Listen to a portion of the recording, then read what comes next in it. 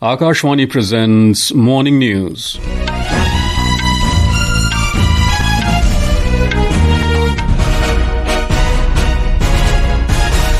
Good morning, I am Nishit Kumar. The headlines. Prime Minister Narendra Modi concludes his first ever visit to Croatia, calls for peaceful resolution of conflicts and condemns terrorism as the enemy of humanity. India and Croatia signs MoUs in the field of agriculture, culture, technology and for a Hindi chair in Zagreb University. First rescue flight under Operation Sindhu carrying 110 Indian students from Iran lands in New Delhi.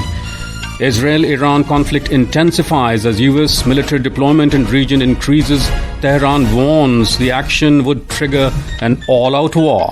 And SEBI approves major market reforms including PSU delisting, an easier path for foreign investments in government bonds. And now the news in detail. Prime Minister Narendra Modi has concluded his historic and first ever official visit to Croatia and is on his way back to New Delhi. The visit, packed with high-level engagements, marked a significant elevation in India-Croatia ties and set the stage for future strategic collaborations. During his day-long visit to the Central and Southeast European country, Prime Minister Modi held wide-ranging delegation-level talks with Croatian Prime Minister Andrej Plenković at Banski Dvor. Both leaders issued a joint press statement underscoring their shared commitment to global peace, democratic values, and expanding cooperation across trade, technology, and culture. Mr. Modi strongly advocated peaceful resolution of conflicts, stating that whether in Europe or Asia, solutions cannot be found on the battlefield. He said dialogue and diplomacy are the only viable path forward. हम सहमत हैं कि आतंकवाद मानवता का दुश्मन है, लोकतंत्र में विश्वास रखने वाली शक्तियों का विरोधी है। 22 अप्रैल को भारत में हुए आतंकी हमले पर संवेदनाओं के लिए हम प्रधानमंत्री जी और क्रोएशिया सरकार के हार्दिक आभारी हैं। ऐसे कठिन समय में हमारे मित्र देशों का साथ हमारे लिए बहुत मूल्यवान था। In a major step to strengthen ties, both nations signed 4 memoranda of understanding. First MoU was inked for cooperation in the field of agriculture and allied sectors. Second MoU signed for the cultural exchange program for the years 2026 to 2030. Third one was the program of cooperation in the field of science and technology between the Ministry of Science, Education and Youth of Croatia and Ministry of Science and Technology of India for the period 2025 to 2029. The fourth and the final MoU between both the countries was between Indian Council of Cultural Relations and University of Zagreb on the establishment of an ICCR chair of Hindi. Prime Minister Modi also appreciated the growing popularity of yoga in Croatia. यहाँ पर योग की लोकप्रियता को मैंने स्पष्ट रूप से अनुभव किया है। 21 जून को अंतर्राष्ट्रीय योग दिवस है और मुझे विश्वास है कि हमेशा की तरह क्रोएशिया के लोग इसे धूमधाम से मनाएंगे। Prime Minister Modi held a separate meeting with Croatian President Zoran Milanovic. As they departed for New Delhi, Mr. Modi described the visit as a landmark moment that opens a new chapter in India-Croatia cooperation. With this, Mr. Modi has successfully concluded his 3-nations tour of Cyprus, Canada and Croatia. We have more from our correspondent from Zagreb, Croatia.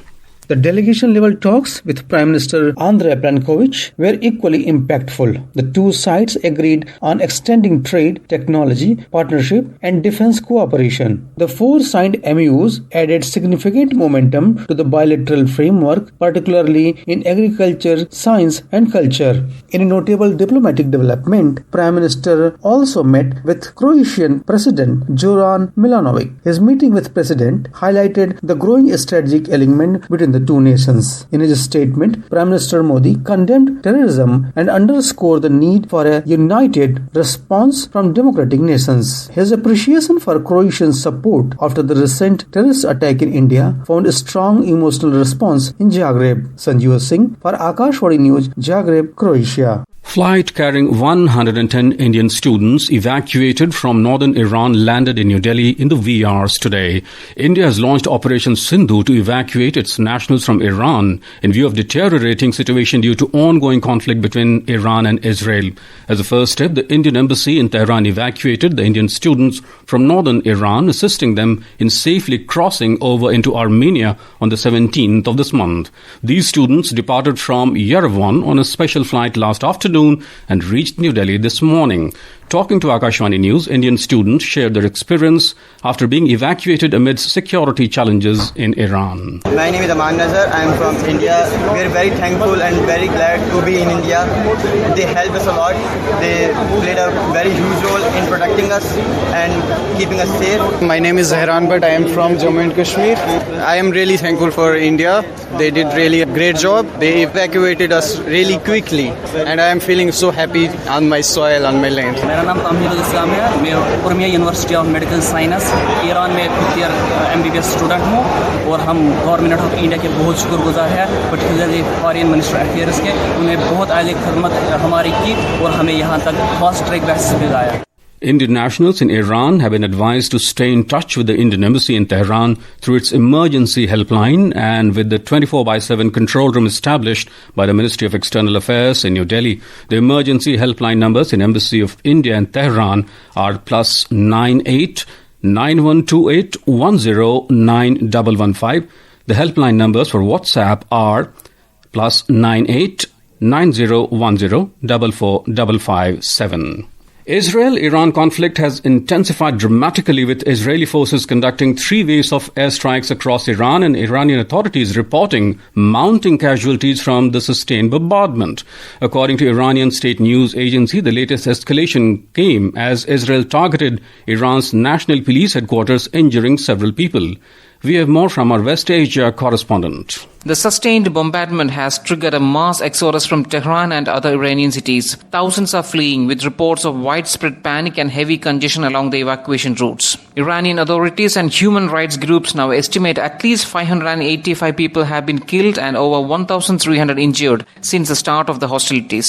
Most of them are civilians. Infrastructure across the region is reeling. Airport closure and travel restrictions continue to disrupt civilian movement and affect foreign nationals throughout West Asia. Meanwhile, the International Atomic Energy Agency has confirmed that Israeli strikes successfully hit 2 centrifuge production sites that were once monitored under the 2015 nuclear deal, a development that is seen as a significant escalation in efforts to degrade Iranian nuclear capabilities. This is Vinod Kumar for Akashvani News from Dubai. Meanwhile, US President Donald Trump has escalated American involvement by increasing military deployments to the region. He has also demanded Iran's unconditional surrender. Trump's shift from earlier calls for restraint to open support for Israeli military actions could reshape the trajectory of the conflict. Iran has issued stark warnings that any direct intervention by the US would trigger irreparable consequences and an all-out war throughout West Asia.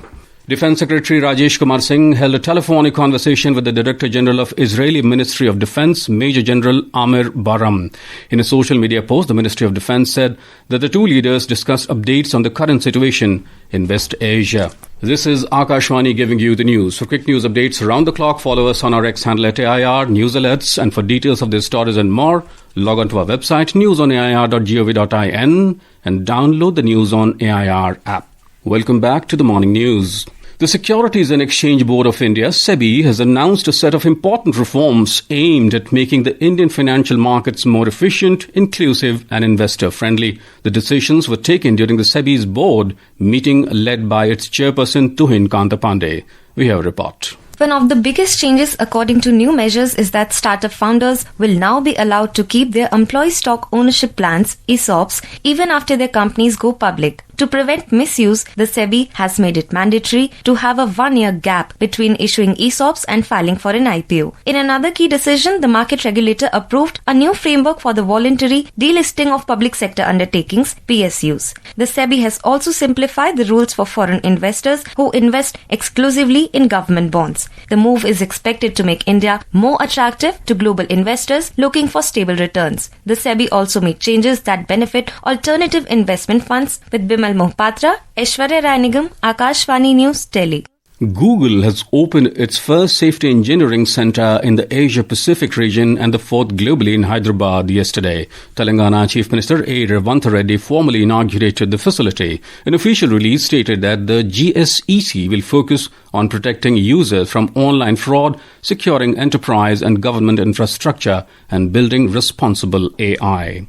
As the NDA government at the centre completes 11 years, India's sports sector has undergone a massive transformation. Initiatives like Target Olympic Podium Scheme TOPS, Khelo India and Kirti, that is Khelo India Rising Talent Identification, among others, have significantly improved the performances of the athletes, resulting in higher medal tallies in the global sporting events.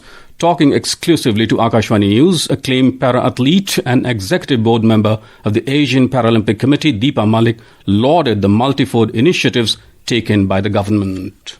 Para खेलों की बात करूं, disability act आया जिसके तहत 21 सात से बढ़ाकर 21 दिव्यांगताओं को उन्होंने डिसेबिलिटी एक्ट के अंतर्गत लिया। बेटी बचाओ, बेटी पढ़ाओ, बेटी खिलाओ और साथ ही में लगता हुआ एक्सेसिबल इंडिया कैंपेन, एक शब्द अपंगों को दिव्यांग उनके सम्मान में, तो एक ऑटोमेटिक इकोसिस्टम क्रिएट हुआ जहां पे दिव्यांगों के सशक्तिकरण की बात होने लगी। Union Finance Minister Nirmala Sitharaman has said that the fintech market is projected to grow to over $400 billion by 2028-29. She pointed out that the scale of opportunity is immense, expressing hope that the fintech revolution in the country will flourish in the coming years. She was addressing the Digital Payments Awards 2025 ceremony in New Delhi yesterday. Voting for bypolls to 5 assembly seats in 4 states is being held today. 2 assembly bypolls are being held in Gujarat and 1 each is taking place in Kerala, West Bengal and Punjab. The counting of votes will take place on Monday. Noted environmentalist, wildlife expert and Padma Shri awardee Maruti Chintampalli, fondly known as Aranya Rishi, passed away at the age of 93 in Solapur, Maharashtra due to age-related ailments. He dedicated his life to forests, wildlife and conservation literature. Chintampalli received the Padma Shri from the President on April 30th this year. The India Meteorological Department IMD has forecast extremely heavy rainfall at isolated places over Jharkhand today. Parts of Gujarat, Kerala, Mahe, Sub-Himalayan West Bengal, Sikkim, Uttarakhand, Madhya Pradesh and the northeastern states will also experience heavy rainfall. Heavy rainfall is also very likely at isolated places in various parts of the country for the next 4 days.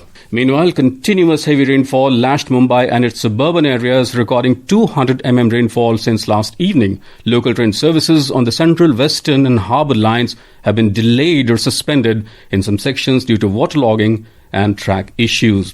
In the Asian Squash Championship 2025 in Malaysia, India's Velavan Senthil Kumar advanced to the quarterfinals with a 3-0 win over Japan's Tomotaka Endo in Kuching last night. The world number 45 Senthil Kumar is now the only Indian remaining in the tournament after beating China's Li Haizhen in the previous round. And now for a look at today's newspapers, it's over to Shagun Chopra. Thank you, Nishit. All leading dailies headline Prime Minister Modi rejecting Trump's claims over Operation Sindhu and saying that India will never accept mediation. India-Canada hit reset to revive trade talks. Pick higher business is the top story in the Indian Express. India launches Operation Sindhu to evacuate Indian nationals from Iran, writes the Statesman. Good luck, says Dawn, as Khamenei threatens US with irreparable damage, reports the Times of India. Ill-fated Air India black box headed to US, writes the Economic Times. SEBI board opened doors for more investments is the headline in Financial Express. And finally, IIT Delhi is India's top university in QS Global Ranking, says a report in Hindustan Times. And with that, it's back to you, Nishit. Thank you, Shagun. And now, before we end the bulletin, the headlines once again. Prime Minister Narendra Modi concludes his first ever visit to Croatia, calls for peaceful resolution of conflicts and condemns terrorism as the enemy of humanity. India and Croatia sign MoUs in the field of agriculture, culture, technology and for a Hindi chair in Zagreb University. First rescue flight under Operation Sindhu carrying 110 Indian students from Iran lands in New Delhi. Israel-Iran conflict intensifies as US military deployment in region increases. Tehran warns the action would trigger an all-out war. And SEBI approves major market reforms including PSU delisting and easier path for foreign investments in government bonds. And with that, we end the morning news. Have a nice day.